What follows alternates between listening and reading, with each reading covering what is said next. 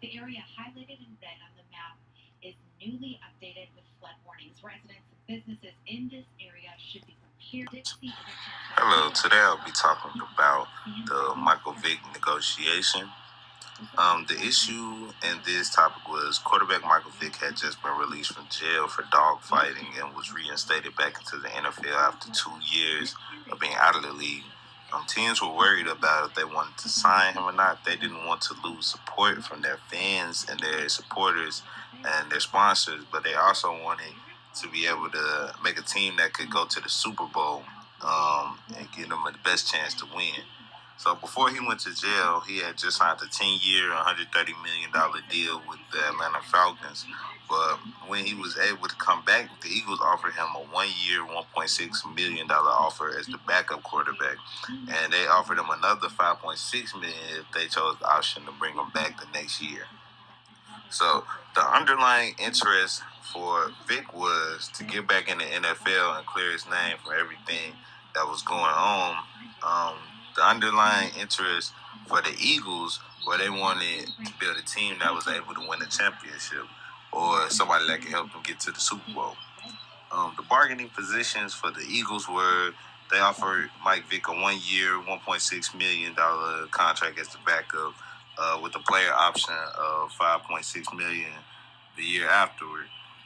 Michael Vick, he just wanted to be a part of the NFL again. That was his vision. He just wanted to be on the team and get back in the league. Some concepts that the Eagles used for their negotiation were they were preventing negative emotions in order to get past what Michael Vick did. One of the owners, he actually said that what he did was horrifying. It was disgusting. He was really disgusted with what had happened. So he had to look past that to avoid negative emotions towards the negotiation. Another concept they had used during this process was a process of mediation. The former Eagle quarterback Donovan McNabb, who is a good friend of Michael Vick, came and talked to the owners and some of the people in the front office to try to give Michael Vick a chance to come back and help the team win the championship. So he was a mediator in that whole situation to try to help get him back into the league.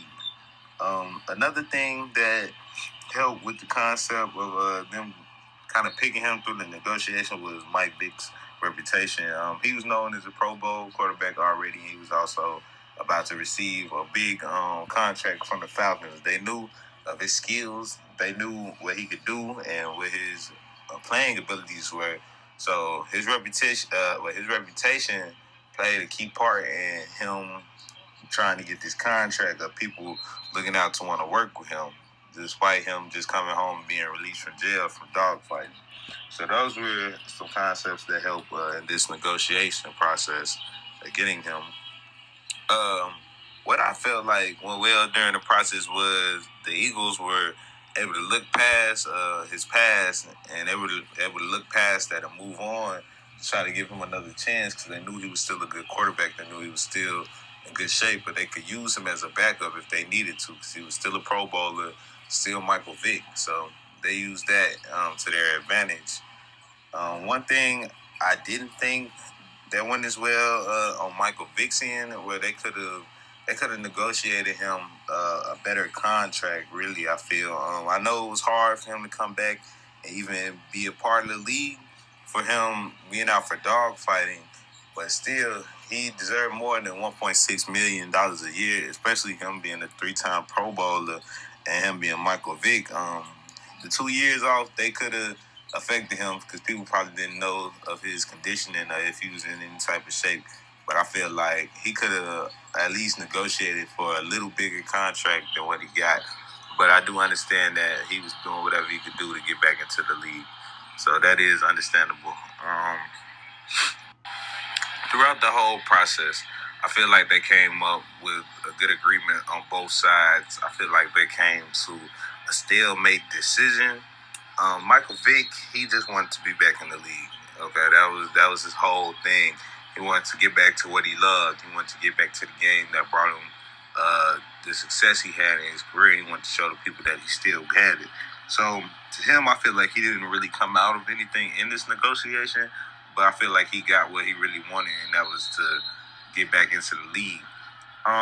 With the Eagles organization, I feel like they came out in a good way too, because they got a star player in Michael Vick, and they didn't have to like spend a lot of money to get him. They didn't have to offer that much to actually get his services, because they knew what he was going through. They were actually taking a chance on him, and I feel like with them taking a chance, they actually did good that season. Michael Vick ended up becoming the starter that season and taking them to the playoffs. Now they didn't win in the playoffs, but he ended up taking them there. So I feel like in the end, both parties came to an agreement, and they both came out on top. Michael Vick was able to get an extension in his contract, and the Eagles were able to see that he was still a good player. So, in the game, in the end, the negotiation process between this, it was a stalemate, and I feel like it was still good on both sides. And that's how I feel about the whole negotiation between Michael Vick.